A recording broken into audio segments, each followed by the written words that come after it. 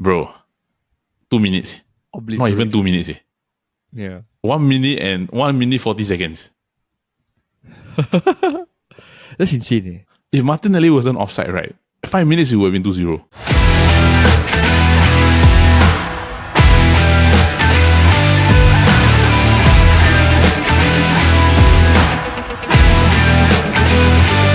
Hello everybody and welcome to another episode of the Futbol Kaki, brought to you by the Chit podcast. Now I'm your host Alder and I'm joined by my fellow Kaki bro, Paul. Paul, how you doing, bro? Doing good, bro. But I think everyone's feeling the first day back to work after the long break. Yeah, dude. Yeah, but I think maybe some people went back to work last Friday, but I didn't. So actually, today is my first day back at work after the last Tuesday, right? Wait, do you take leave on Tuesday? Oh no, bro, I had to go to work. Okay. Half-day. I am the same, son. I am the same as you. I took leave on the Tuesday. Today I go back to work. It's like you can feel sleepy, bro. No, that's one. But you can feel right, like the energy levels for everybody not very high. Not very high.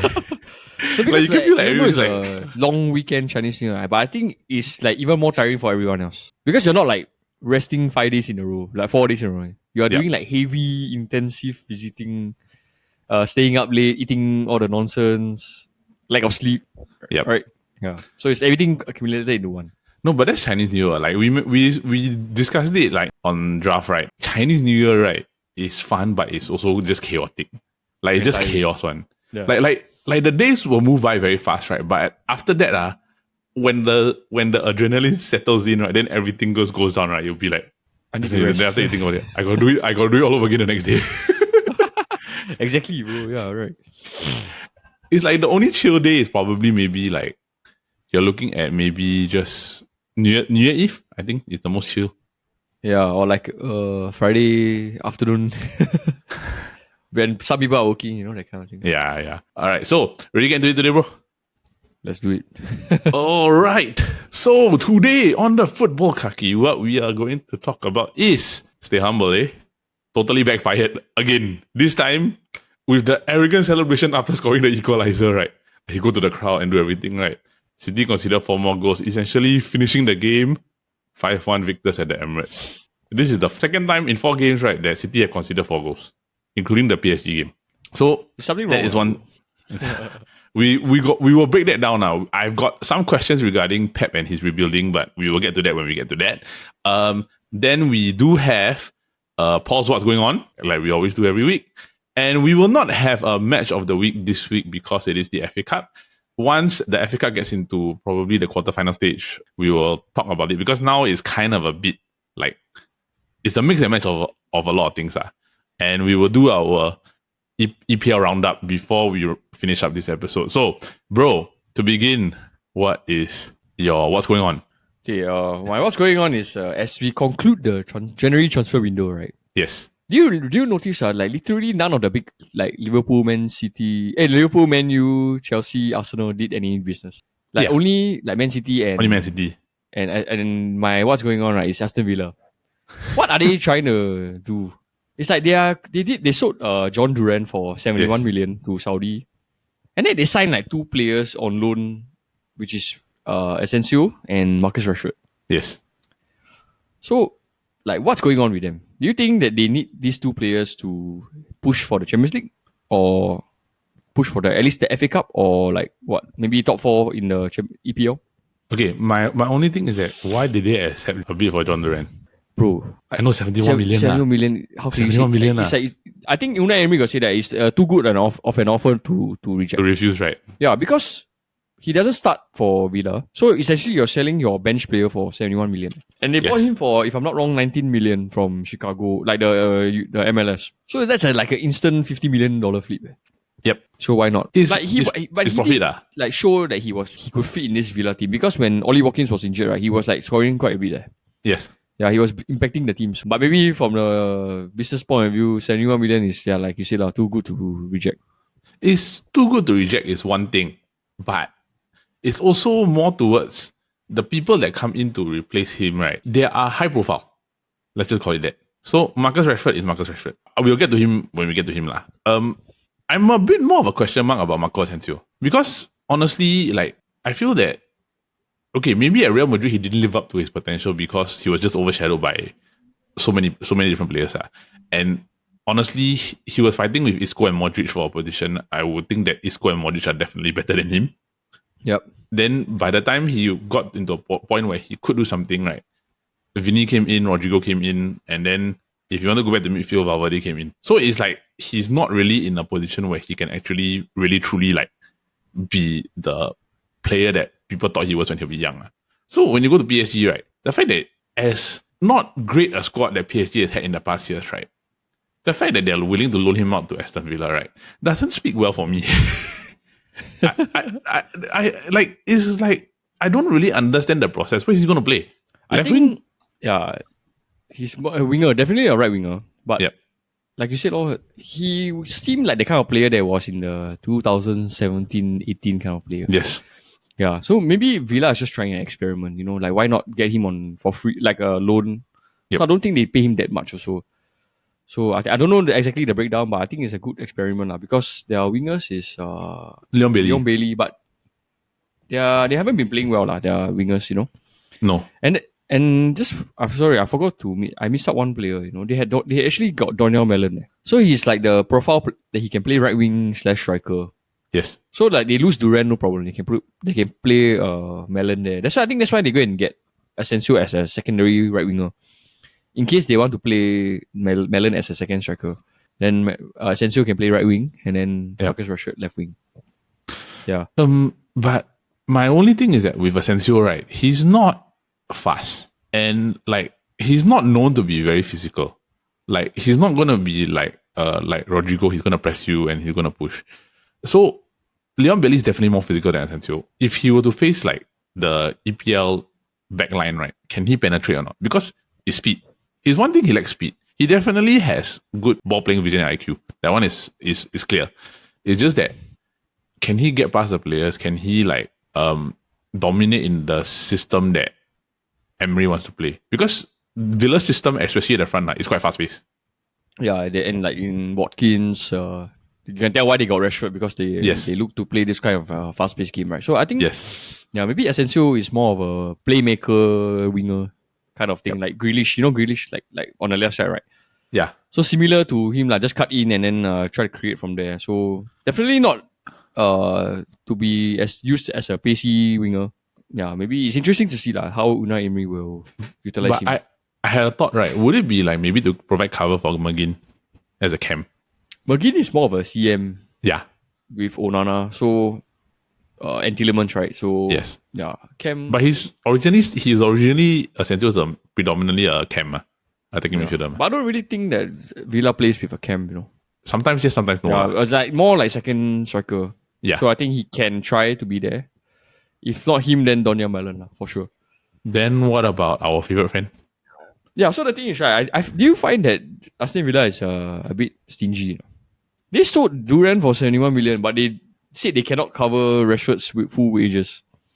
Okay, question, right? Like, why, honestly, in history of loan, why would I want to cover the full wage of somebody that's not going to be, there's here technically on a trial period? I always consider a loan like a trial period. So if let's say he's in for 6 months, right? Given that the wage is a big sum, it's big, it's huge. Yeah, so I can see why they say, okay, we're only going to pay 2/3 maximum. Yes. Which is about 200,000, right? Then the remaining United still got to pay lah. But in terms of whether he will perform there, like you said, totally up to him again. But do you see his welcome interview now? Bro, he looked like he just woke up, yeah. He looked like, no, honestly, he just looked like he don't give a two crap, He don't even give two crap about like how you dress, how you when you on your first day at work, right? How you should like tidy yourself up, all this. Yes. You go and see the picture. He looked like he just woke up, yeah. No, I thought he looked haggard. Like, yeah, he looked haggard, right? So he looked haggard. He looks I saw the like photo. He never like put an effort. You get what I mean? So this sort of thing can be picked up on there. Yeah. Or it looked like he went out the night before also. I'm not saying anything but given his track record, it may be a possibility. It may be a possibility. More of, what he said during the welcome interview. So the interview asked him a lot of questions like, oh, why Aston Villa? Then he said like, although I had a few like other options, I chose Aston Villa because the way they play suits my style. So it's like everything is still about me. You know that kind of thing. Yeah. I get what you mean. Yeah, and then he start talking about the Champions League, like how he's excited to play in the Champions League again. So it's like very wishy washy. But the way the highlight for me, was the way he ended the interview. He said like, "Oh, I'm only here for a short term, so I want to do. Let's see what I can bring to the table. All this." So like in a way, he's just trying to say that, I'm not going to be here for long, so let's see how it goes, kind of thing. Like as a first impression as an Aston Villa fan, I don't think it's quite promising. Nobody bro. Like the fact that he's like nobody wants him. Like yeah, you tell it's me, so obvious that he don't want Aston Villa also. correct, that kind of thing, It's like he got no choice. All his Aston Villa was like at the bottom of his totem pole. It wasn't probably even an option. Yeah, it's like either Saudi, yeah, or just rot in Manchester. That kind of thing. And it's frustrating because right, like it's the same problem that Pogba had. It's the same problem that Lingard has. Yeah, and it's like so easily identified by like United fans. Yeah, and the thing is, I feel it's the same road he's gonna go down because the more he keeps this up, right, he's not gonna get a top flight club anymore already. Like Pogba didn't do well at Juve, then now he's got his drug test suspension. Lingard is in Korea. From Manchester he's doing more marketing stuff rather than focusing on football. Rather than focusing on football. So it's like if Marcus Rashford, right, if your heart's not in football, right, just go and do your philanthropy and then just be done with it already. Yeah. Why? Yeah. I think the only way to like the way to end off is like Aston Villa actually have an option to buy for 40 million. Yeah. So like I think he wouldn't want to like play too well because if not they'll just have to buy him. That kind of thing, It's so obvious he wants like a PSG or Barcelona move. No, but he wants the wages. It's predominantly the wages though. Like he wanted to go to Barcelona, he wanted to go to Dortmund, right? But he wanted the same wage. So they're 300. But they all cannot give. They all cannot give him. So the thing is, like a lot of the pundits and a lot of commentators say that if he had just dropped his wage, right, it would have been solved already. Yeah. But it's hard to take a pay cut. You get what I mean? Yeah. But you see De Gea? De Gea because De Gea ended his Man United contract, right? Yeah. Then he became a free agent. Then nobody wanted to take him because of the wage that he was on. Only like 1 year later say, okay, we're going to give you this contract. You take it or leave it. So Rashford is, in a way, has to be smart. Like even Roy Keane said, like, he will not negotiate for something lower. Yeah. It's actually Man United's fault for giving him this amount. That he's not worth. Yeah, that is it's not worth. Yeah. So I really hope that it's a good thing that Amorim and United kick him out. Yeah. Yeah. So I think it's a plus win for us, but let's see for Aston Villa fans. Yep. I agree. Yeah. So Aston Villa's business, right? You rate it high? Rate it low? Scale of 1 to 10? I wouldn't say high. I think high in terms of like the selling John Duran. Yes. Yeah, that one is like 10 out of 10. Okay. But the incoming? Donyell Mellon, maybe 6, 7 out of 10. 7 out of 10. Yeah. He's a good player. Oh. Okay. Asensio and Rashford, I think question marks. I wouldn't rate it even like 5 out of 10, I think. Dude, I mean, Rashford is Rashford lah. Rashford is 10 out of 10 for us. Rashford is a 10 out of 10 for us to leave the club lah. So, okay. Moving on to the main segment. Stay humble, eh? Arsenal versus Manchester City at the Emirates. Arsenal absolutely obliterated Man City 5-1. Bro, 2 minutes. Not even 2 minutes. Yeah. 1 minute and 1 minute 40 seconds. That's insane. 1 minute 40 seconds, right? And it was a mistake. Like they shot themselves in the foot, right? Bro, it was a defensive mistake. And then, if Martinelli wasn't offside, right, 5 minutes it would have been 2-0. You equalize in the second half. Like everybody thought going to be a close game. In the 54th minute, right after Haaland header, right? 1 minute later, you concede, then it's 2-1. I mean, the way in which they considered the party go a bit sway lah. It's unlucky, yes, but it's still not a type of scenario where like this type of thing should even be a problem. Then Lewis Kelly, he scores about, I think 5 minutes later, 61st minute, right? That goal is like all the City players standing there on it. Like nobody do anything. It's just like, okay, roll the ball in, I give you the roll. Shot, yeah. I give you the left hand shot, I give you a free shot. Ortega could have saved it, but he didn't. I don't know why. On top of that, they lose the ball, then Havertz counter attack. But in the first half, he missed with the 1-on-1, remember?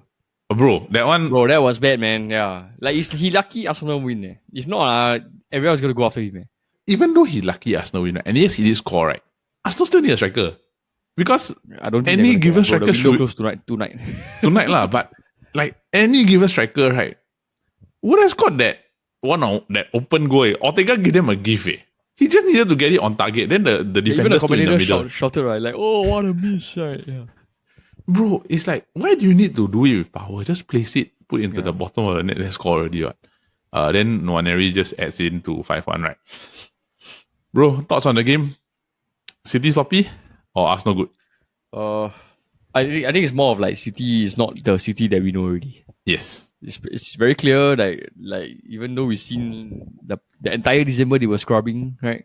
Yes. And then Arsenal just I felt they had a point to prove lah. They wanted revenge from like the earlier game. Yep. Where like they stole the game and they stole the point at the last part, right? Yep. At the Etihad, right? Yeah, the Etihad. And then it was more of like they wanted to spite Haaland rather than anything else. Yes. Yeah. Gabriel it's celebrate. It's so petty that both teams have to resort to this. But it's okay because we are, as fans, right? We are like watching like like a school fight, right? Yeah. We just want them to fight, right? We don't care who win or not. We just want them to keep going at each other. Yeah. So it's it's more of the watching this comedy thing happen lah. Yeah. But like I find it right really very funny. Like, Haaland is hated by Arsenal, dude. Like, no, it's so funny that that one sentence rattled the entire club and fan base. Rattle, it's like rattle them. Until the point where they have to do all this. Like, it's like basically like Van Nistelrooy against Arsenal. Yeah. Yeah, it's exactly the same thing, right? But the difference is that at least with Man United, right? I feel that it was close. No, it was close, right? And that the United actually fought back. Like, they actually fight. Yeah, and at that point they were fighting for like the league title. Yeah, now it's like these two clowns are fighting with each other, but Liverpool is just laughing. Yeah, because there's nothing at stake. Yeah, there's nothing at stake. Plus, I feel that Arsenal fans, they are getting ahead of themselves. They like rather focus on like getting back at Man City, right? Rather than like, okay, let's closing the gap go and get Liverpool now, that kind of thing. It's like their priorities are a bit wrong, I feel. Yeah, and you can tell, right? It's like I won't say that it's enabled by the manager, right? But it's enabled by the players. But and the fan base of the players. Yeah. Because like when Odegaard scored, right, you immediately see Gabriel celebrate in front of Haaland. It's like, it's like literally like two kids, like, I make you, you make me, that kind. No, then it would happen, right? Then when Haaland scored, Haaland go and like mock the Arsenal fans, man. He do the this thing go to the corner one, man. Then he go and do all that. Then when Luis Kelly scored, Luis Kelly do the he did the Haaland meditation. Yeah. So it's like you can tell it's enabled by the group, right? But larger picture at hand, right? It should be the league title that you should be focusing on, because currently where they stand, right? They're still 6 points behind, having played one more game. It's 6 points behind having played one more game. Liverpool, they are going to play. They have a Merseyside derby coming up, so that game confirmed, as bad as Everton are, right? It's still high stakes. So but Liverpool will always prevail. You get what I mean, right? Yeah. In the Merseyside derby, especially. So they've got Wolves, and then they've got Man City. So, and Man City and Newcastle. So if let's say they focus on the league title at hand, right? It's like how like City used to do. It's like they're third, right? But they win. They always within reach. Yeah, they're always within reach. They chip until somebody falters. Then you can get the thing. Even though it looks like it's a formality that Liverpool gonna win the league, right? You never know it could happen, right? Man United lost an 8-point gap to the league title before, and we lost the league. Like 3 games in hand, right? 3 games in hand. Two games in hand or something, right? I remember. And then 1997, 1998 also, like Arsenal beat Man United for the title, and United were hit by about almost 10 points. So it's not possibility. It is definitely 100% possible. I agree, bro. So yeah, my thoughts on the Man City is like, I think they deserve to be where they are. Yep. I feel that the January window was a mess. I don't think the players that they brought in really will improve the squad that much. Yes. Yeah. Where with the amount spent so I feel that the money could have been reinvested better. Like they could have bought EPL proven players instead of this guy plays well in the German league, but don't know how he will play in the, like Mamouche, right? He played apparently the top scorer in the German league lah. Yeah, and then Kusanov had a totally disaster on his debut. Yeah, I felt that could have easily gotten like a Mark Gray. Centre back, and maybe one attacker like Mitoma or I don't know who else. Eze, Crystal Palace. Yeah, or like even who Mbuemo or something like that. Or Cunha for moves. Yep. Yeah, easily will impact the squad like at least 1.5 times. Yeah. And Cunha just renewed his contract with Wolves. Yeah, so too late already. Too late already. Yeah. Like even if they want to sell Cunha, right, they will sell for value one, because he already renewed his contract already. Question, right? I got two questions, but I think the first one I want to ask you, right, is that did City miss Kyle Walker? Oh yeah, I was gonna say that also. So like the timing of Kyle Walker's departure also quite Coincided, bad, right? Yeah, because they never got a replacement for him. Yep. So they're playing I agree. Akanji right back now, which caused the goal because he was on the right hand side, right? But why don't they play Ake right back? He cannot. He's left footed, So Akanji is naturally. I don't know if Akanji is left footed or right footed, but yeah, Akanji has proven to be playing in the right. Honestly, if you tell me they miss Kyle Walker, I don't think so, because you see how many times he got wrecked this season. Yeah, By a lot. Adama, yeah, all Adama. this, Adama, and I can't a few other players. So maybe he himself knew like the league is not his level anymore. So he go and play in the league where the pace is much suited to him.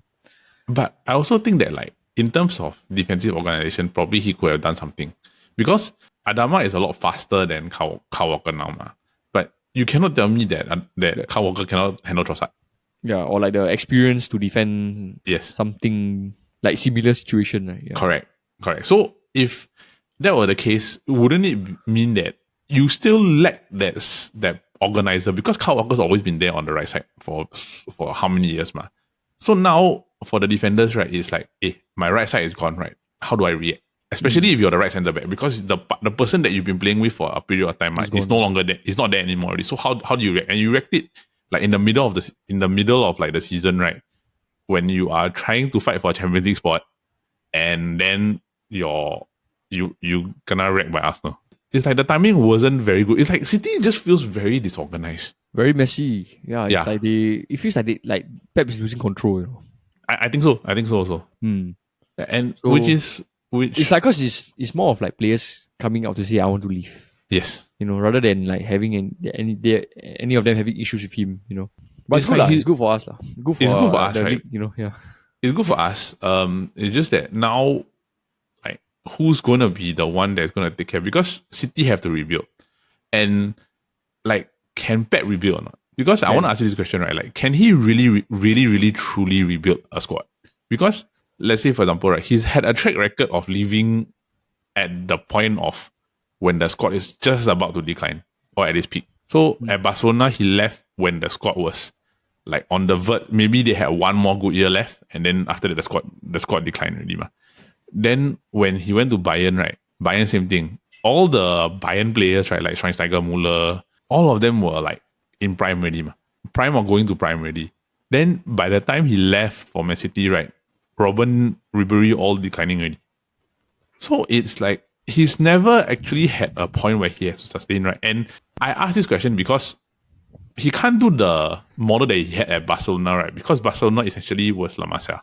So La Masia had that group of players that came from La Masia, right? Was a once in a generation one. You cannot match up. It's kind of like a class of 92. So it's like Xavi, Iniesta, Messi, Busquets, Puyol, Piqué, Puyol. So all of that is that one, like that group. Then when you go to Bayern, right, is another group of like that core. Like Schweinsteiger, Lam, Muller, all those players, right? City, his core is like gone already. City basically bought his core. Now, his future core, which would have been Cole Palmer and Morgan Rodgers, they're not there anymore. Yeah, so to answer your question, can he fix it? I confirm can. You know why? He's going to split, like, what is Pep known for? Splashing money. Yeah, so very obvious. What is he going to do, right? He's going to let De Bruyne go. Yep. He's going to target someone like Wirtz or Musiala. You put them in, the squad will change, And then when Rodri comes back, bro, that's it. Really. Yeah. Then they buy one right back, maybe like Frimpong or something similar profile, Then what was the point of spending the amount of money in the... Yeah, so that's why I say, these players that they bought, Marmoush, Kusanov, right? I think it's panic buy. He just like slashed 250 million just like that. No, precisely. So like, does it mean that he's just reacting accordingly and he doesn't know what he's actually doing in terms of a rebuild? I feel that... Or is it honestly, I feel, right, he has plans. But the thing is, he don't retain his players well. Like the moment someone say, I want to leave, they're okay, then he will say, okay, you can leave. So like Alvarez, Palmer, Walker, all this, right, they left like without any resistance, Yes. Well, like, no problem, I just leave. But then the worst part is he never replaced them. Like even Cancelo 2 seasons ago, no replacement for him. Yeah. No replacement. Zinchenko, he left also, nobody replaced him. You Yeah. know? It's more of like, bought Ake for centre back. Okay, now he can play left back. Yeah, then like, when he sell Laporte, then he buy Javadio, that kind. Then Javadio can play left back. Yeah, then Javadio, okay lah, you can play left back, you just play there, you know. But it's a different profile from like Cancelo, attacking wing back kind, you know. Like very good. Cancelo was very good at like inverted wing back. Can play CDM, come back, no problem. Can play wing. Zinchenko also. No problem. Yeah. Like, yes, he's the genius, right? But the fact that he couldn't like hold on to those players, right? Also, I think it's quite bad for him, lah. You know. And then now when Walker, who knows? Maybe they might finish lower than they are now. Yeah. And then when De Bruyne leaves, right? I don't know who else will leave also. Maybe Gundogan will leave. Yeah. I'm surprised Gundogan. No, I'm surprised. No, that's the thing. Like Gundogan came back, and like because Gundogan came back, because Barca cannot afford him. Yeah. Yeah, and he's been like a non-effective. Yeah, he's not the same Gundogan like we know. You know? Yeah. Yeah. And then Foden, like completely different player from last season. Bro, like he made that stupid pass, right? Yeah, exactly. Right, and then he gave them the thing. So yeah, I feel that they are also in a mess now. No, and like the quality of the replacements, right, have not been good. It's bad, bro. The quality is horrible. Like one example, right, is you lose Riyad Mahrez. You bring like Doku and Savino, right? Yeah. You bring Doku and Savino, both of them cannot even replace Riyad Mahrez. And then you bring all these young players, right? Like I feel right, like because the fact that we don't know him, right, it's like you can see that Man U overplay, right? Overpay for the players, right? This one is like legit overpay. Like this January is like I've never heard anyone spending 250 million in January window. Neither have I, dude. Yeah, for you to spend 250 million in January, it shows that you're desperate. Yeah, and he's not used to forward planning, I feel, because he's always left. So this is the first time like he's really had to like, okay, I really have to replan everything. Yeah. He overused players like Gundogan, De Bruyne. Yeah, overused. Ederson also overused. Yeah. Like maybe in a normal prime, a good player will be like 6-7 years maximum. Yes. Yeah, but I think De Bruyne is overstayed already, I feel. De Bruyne, I think his prime was 2 years ago already. His treble winnings, the year they won the treble was his final good year already. After that, it's just a downhill from there already. Yeah.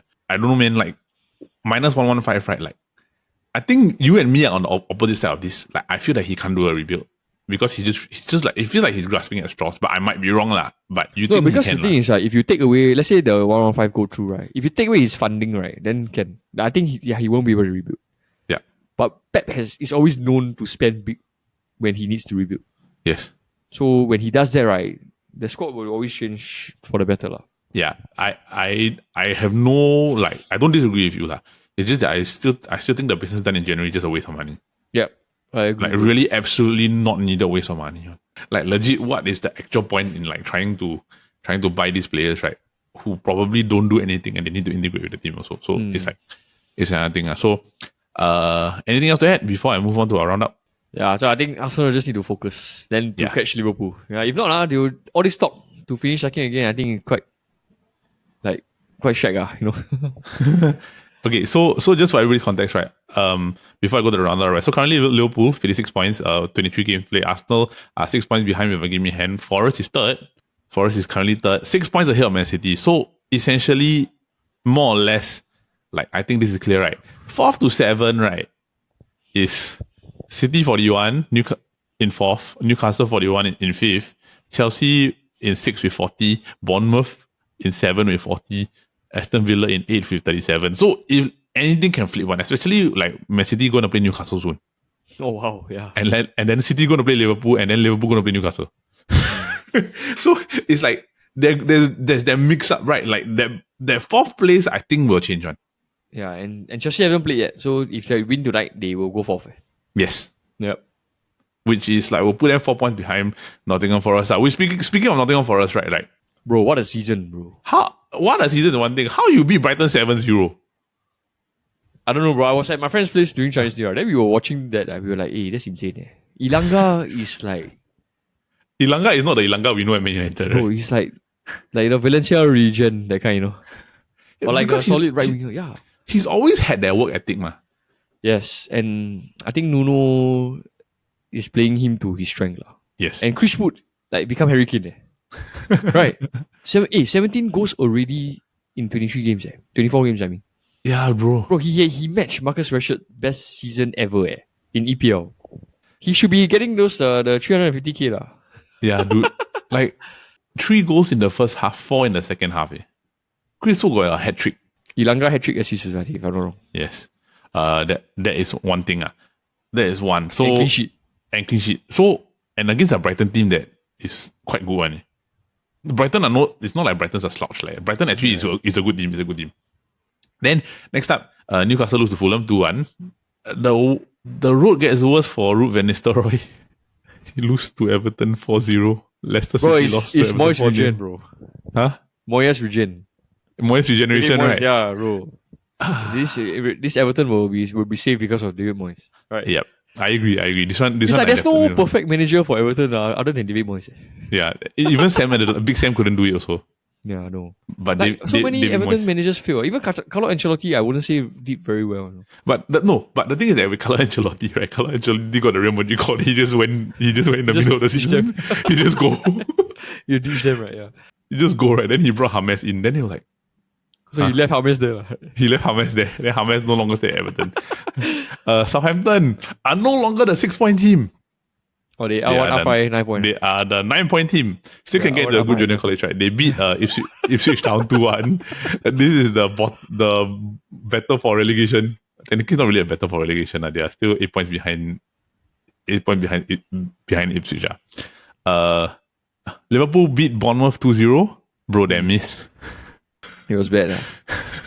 I was like, he hit the post, then he just skied it. I'm like, Yeah, like how? Right. how? You just had to get it on target, then it's a goal. Wolves beat Aston Villa 2-0. Oh, wow. Yeah. Wolves beat Aston Villa 2-0. Spurs beat Brentford 2-0. We all know that Arsenal beat City 5-1, right? And then Man United lost to Crystal Palace 2-0. I went to work today, right? Yeah. At least 4 people asked me what happened. Oh, Nana! No, at least 4 people, hey, bro, Man U happened.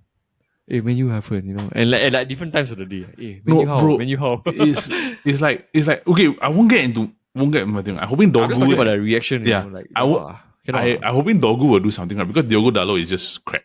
One thing. And I really wonder, right? Like, what do the players see when they pass the ball? It's like, I look up, I see you. Then I look down to see the pass, right? By the time I look down to see the pass, the guy window closed already. The guy go already. Then you still proceed to make the pass. Right? Their decision making is slow, dude, right? But side note, right? Like, Lee just hurt again. Wow, that one broke. That one hurts, yeah. Bro, that one I think really this one is like season ending on it. Bro, is it season ending or is it career ending? Season ending. Well, career ending a bit harsh there. But I think, I'm sad to say this lah. We cannot do this every season. For the 3 years that he's been here, right? Every year he has done something like that. The previous one also the metatarsal, right? Break, yeah. Remember? Is he really like cut out for the Premier League? No, but that's quality the thing, is there, yes. But end of the day is right? how you whether your body can take it or not. Yeah, I agree. So we cannot have like this kind of injury prone defenders. So I feel it's very tough because you're gonna be out without him for I think at least like 4-5 months. At least I think. He's not there, right? And like I can't rely on Lindelof. Euro was horrible yesterday. Bro, Euro was bad. Oh, Euro was horrible. It's like, you can tell for us to go one big round and say that Maguire is still our best defender. It's like, come on lah, you know. Yeah, and like I will say this, and I do think, right, like Euro, he's still young, but the mistakes that you cannot make lah. That one is a decision making. It has to be trained out him. Like the benefit of doubt that he's given is young lah. It didn't happen, right? Even though he's coming in, he's going to be a first team defender. Right? I don't have like too much of a high hope because he's still 18. But he is bought as a first team player. He's bought as a first team player, bro. Like he's going straight into the first team. Okay, so let's just hope Delete stays fit. Then Delete and Maguire can lead, right? Then they play either Euro and the young guy just to rotate them. Correct. To learn and gel fast lah, you know. Yeah. You cannot play Maguire, Euro and Heaven together. Yeah. I think it will be a disaster. Yeah. We need like judging based on yesterday, right? Like I don't trust Dalot on either side, right? And I feel like Masraoui, he's better equipped to be like a third centre back. So if like let's say they really want to, right, like just move Masraoui as the third centre back. Then play Ahmad right. Then play Ahmad at wing back. You got no choice already. Really, like it's the best thing that you can do. Play Ahmad at wing back, right? Then you play Dogu on the left wing back. Then you play Garnacho and Mainu at the camps, then striker, you just figure out something. Yeah, it's so bad because I don't want to get too much into it, but I feel that these players, we say like 1,000 times, the players need to be shocked, right? Yep. So I always think to myself, like, how do the club shock them? So I find that we just need to implement Fergie's method. Just find the wages. Find the wages, Yeah. right? Like, I think it's not a bad thing to call because like when teams like example lose like 6-0, 7-0, like Southampton that time lost to Leicester, right? Immediately they find them 2 weeks wages. What? Yeah. It's doable, you know. Yeah. Like these players, they don't know how to get shocked, right? Then you gotta hit them where it hurts, lor. Like army, right? You take away the thing that is like their most privilege. important to them, which is basically their one, because that one will affect all the livelihood. And then they will really say, okay, we need to get our thing in order. The families and the wives how will can make noise. you win one game, right, and then go back to your default settings again and again, right? Like year after year. And the worst part, no, you know what's the worst part or not? Like, it happened after they were officially the only team undefeated in Europe. Everything go to their head, bro. Yep. See? Like, they cannot win 2 consecutive games in the EPL League, like, together. I don't understand. Yeah, really. Like, hey, bro, there's a Instagram channel called the United Strand. Basically, right, this guy, right, he's basically saying, right, they don't know how many watch, right, for I will not cut my hair until Man United win 5 games in a row. Yeah, he cut every game. He haven't cut, still bro. Growing, He's still growing. I see all the time. I go and find the video that I sent to you. So I think that is it for this week's episode of Futbol Kaki. There is no match of the week. Bro, you got anything else to say before end off? Yeah, I think everyone could use a break. Yep. Okay. Yeah. So whether United make it out of the FA Cup, let's see lah. Yeah, that's it. All right, so that is it for this week's episode of the Futbol Kaki. All right, so that is it for this week's episode of the Futbol Kaki, brought to you by the Chit Podcast Network. Now, for those of you who are tuning in, we just want to say thank you, and we hope that you continue to watch our other shows, which of course are the Copy Bros, every Monday where we come together and talk about fun and trivial topics. And if you do like game shows, we do have the SG Draft Podcast every Friday where we come together and draft about different topics and have fun while we do it. You can of course vote for your favorite teams on Instagram every Friday. Voting begins at 12 p.m. and closes on a Saturday at 12 p.m. So yes, Friday to Saturday, you got 24 hours to go and vote. So with that, we just want to say thank you. If you have not liked and subscribed to our channel, please do so. And if you have, please ask your friends to subscribe to this channel so that we can continue to grow and make greater content for you. So from me and Paul, from everybody here at the Futbol Kaki, have a great week ahead. Bye-bye.